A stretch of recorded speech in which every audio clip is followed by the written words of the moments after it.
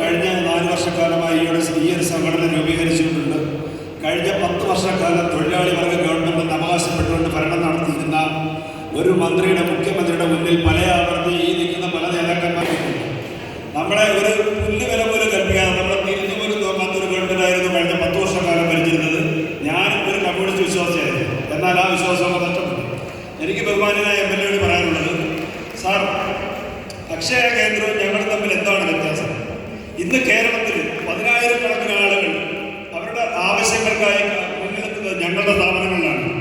ഒരു അക്ഷയ കേന്ദ്രത്തിൽ ചെന്നു കഴിഞ്ഞാൽ നമ്മുടെ സമൂഹ ജീവികളായ ജനങ്ങൾ അനുഭവിക്കുന്ന ദുരന്തങ്ങൾ പലരും അത് നമ്മളോട് പറയാറുണ്ട്. എന്നിട്ട് പോലും ഗവൺമെൻറ് ഓഫീസുകളുടെ എന്തെങ്കിലും ഒരു കാര്യങ്ങൾ വന്നു കഴിഞ്ഞാൽ അവർ ആദ്യം പറയുന്നത് അക്ഷയ കേന്ദ്രത്തിലോട്ട് പോകും. അക്ഷയ കേന്ദ്രങ്ങൾ, ജനസേവന കേന്ദ്രങ്ങളിൽ പോകാൻ പറയുന്നില്ല. അത് എന്തുകൊണ്ടാണെന്ന് മനസ്സിലാവുന്നില്ല.